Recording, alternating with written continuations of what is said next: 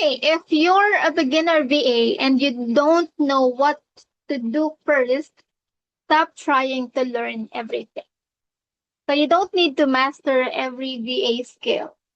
You don't need to know every software tool.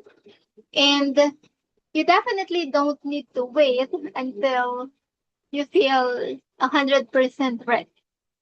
So if I were starting my VA journey from zero today, may limang bagay na pagfofokusan ko lang.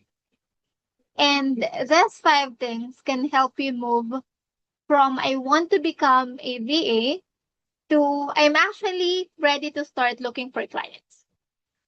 So if you are currently learning about virtual assistants, but you're feeling overwhelmed about where to begin, this video is for you. Okay, so in today's video, I'm going to walk you through 5 things every beginner VA should do. We're going to talk about choosing the right service, figuring out who you actually want to work with, practicing before you apply, finding opportunities, and continuing to improve once you start your journey. And I'm specifically talking to beginners. Okay? So if you have zero VA experience, don't worry. We're going to look at what you can realistically do even if you haven't worked with a client yet. And if you're new here, make sure to subscribe because I share practical content about virtual assistants, freelancing, remote work, finding clients, and working online. Okay, let's get into the first one. Choose a VA service. So the first thing every beginner VA should do is to choose a service you can realistically offer. Ano ba yung service na talagang kaya mong gawin? So pag-isipan mo siyang mabuti. Okay? I want to start here because one of the biggest mistakes beginners make is saying, I want to become a VA. That's great, but what exactly do you want to do for a client? That's the question. Kasi yung virtual assistant, that is a very broad category. There are so many different types of VA work. So, pwede kang mag-offer ng administrative assistance. You could work with email and calendar management. Pwede ka rin mag-provide ng customer support. Pwede ka rin mag-research. Pwede rin social media management, right? Marami.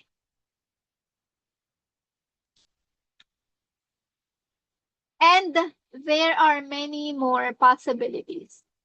The problem happens when a beginner looks at all of these options and iniisip nila na, I need to learn all of them.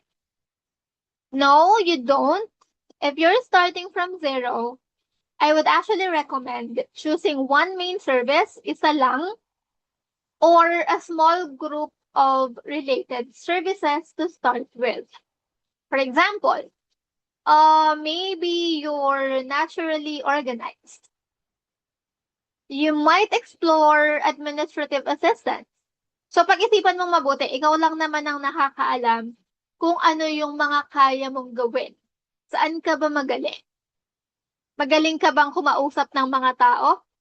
Then, try customer support. So pag-isipan mo siyang mabuti. You don't have to decide right now. Basta ang importante, pag-isipan mo siyang mabuti and you need to start somewhere. Okay? You don't have to decide what you're going to do for the rest of your career. You're simply choosing a starting point. And here's something else I want you to remember. Don't choose a service just because you think it's popular. Choose something you're willing to learn, practice, and eventually deliver consistently. Kasi kapag ang inisip mo lang dahil popular siya, magsasawa ka rin. Kung hindi naman yun yung hilig mo. Okay? Because once you start working with clients, they're not paying you just because you have a title. They're paying you because you can help solve a problem. So your first question shouldn't be what VA service makes the most money. Instead, ask yourself, what can I learn to do well? And what type of work would I actually enjoy doing? That gives you a much better starting point. Okay? Next, define your ideal client. The second thing I want every beginner VA should do is to figure out who you want to help. So now you might be thinking, wait, I'm the beginner. Shouldn't I just take any client? I understand that mindset. When you're trying to get your first client, you might feel like you can't afford to be selective. But there's a difference between being open to opportunities and having absolutely no idea who you're trying to serve. So let's say you decide you want to offer administrative support. That's still pretty broad, right? So now you imagine you say, I want to help online coaches with their administrative tasks.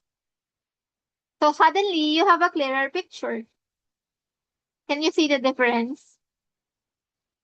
Or maybe I want to help small e-commerce businesses with customer support and administrative tasks.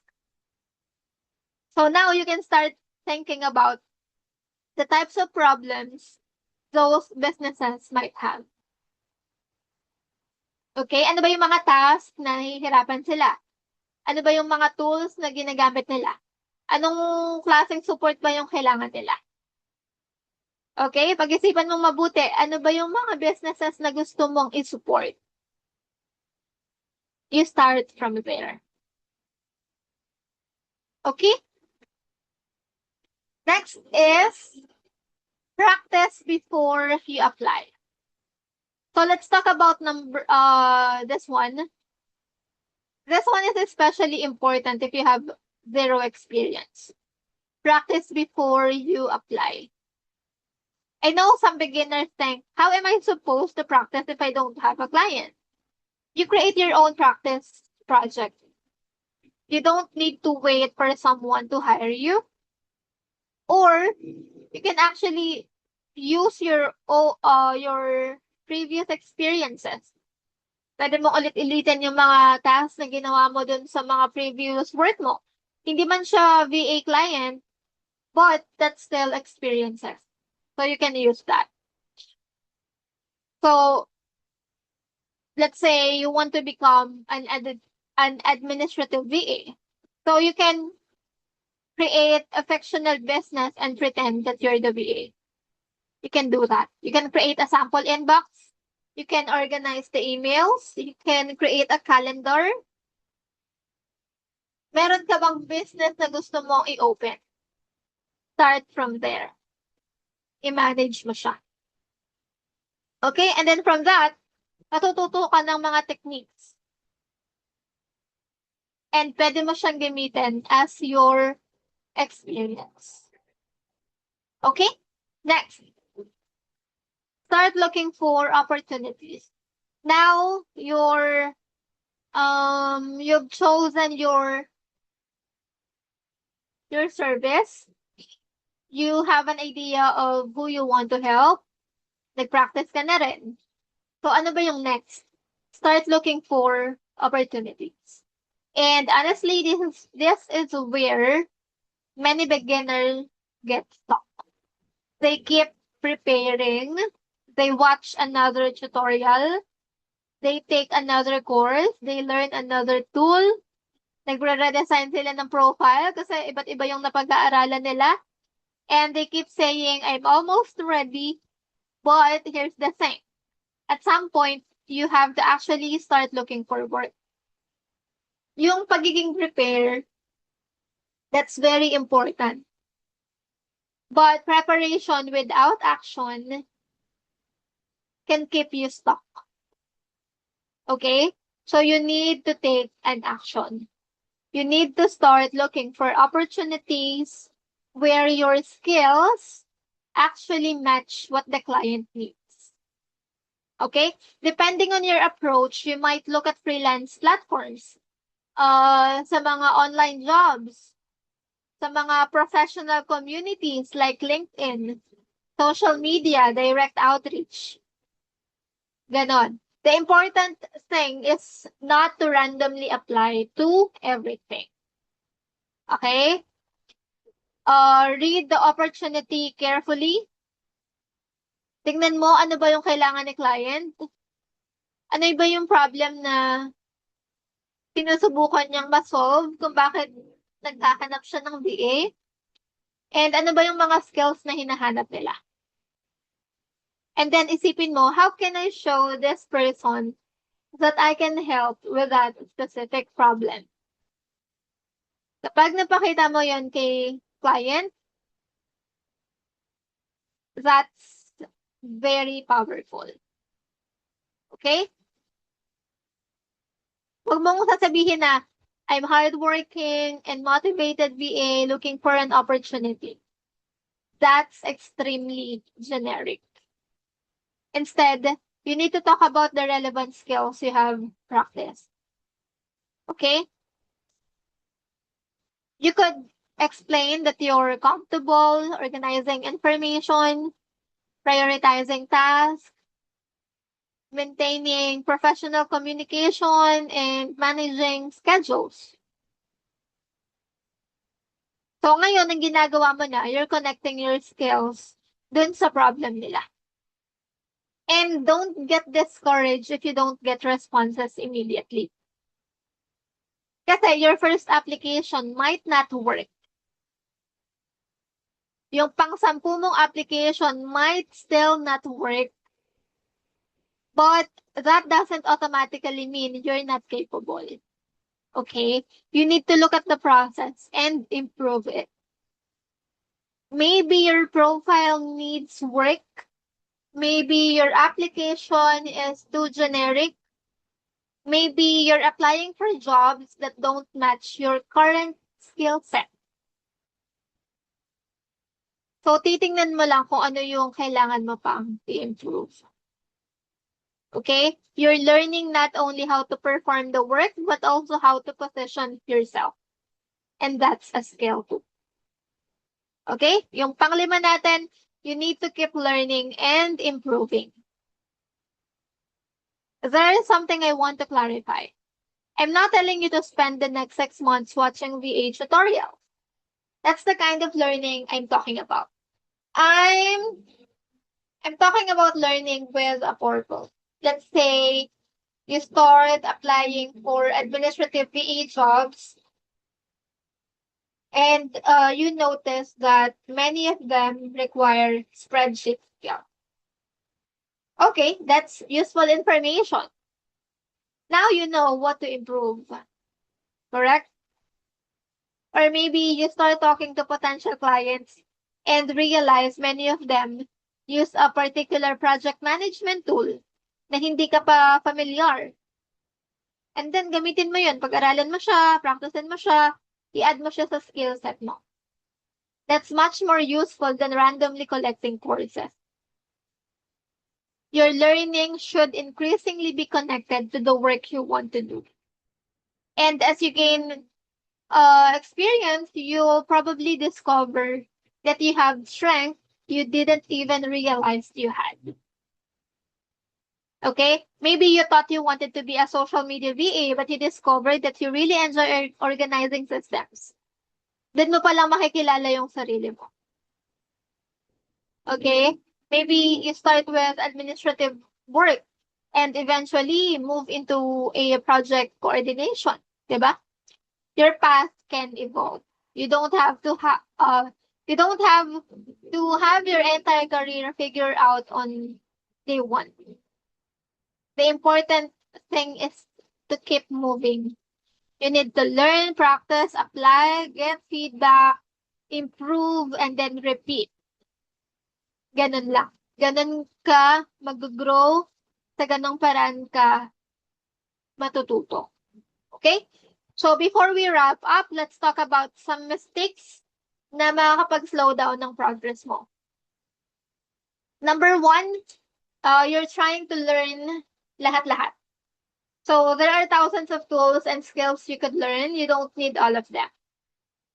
Start with the skills connected sa napili mong service. Okay? Mistake number two, not knowing who you want to help. If you're trying to talk to everyone, your message can become very generic.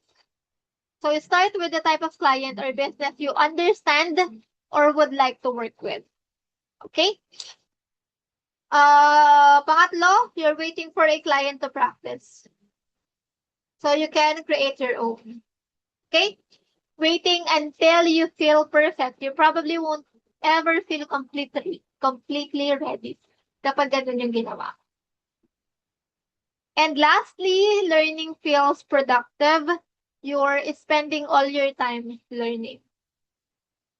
Okay? You need to balance with practice and action. So if I were starting my VA journey from zero today, here's exactly how I would approach it. Again, I choose one service. I choose one direction. I-identify ko kung ano yung mga client na gusto kong matulungan at kung ano yung mga processes na nag-enjoy ako. Yung mga businesses na kaya kong gawin. Okay? And then I'd start looking for opportunities. And yun nga, yung panglima, I'd keep improving based on what I learned from the process. Okay? So, that's it. Ano ba ang action plan natin after this? Kung seryoso ka about becoming a VA, syempre, sundin mo kung ano yung mga natakal sa video na to. Okay? So, if you're currently trying to become a VA, let me know in the comments which step are you on right now.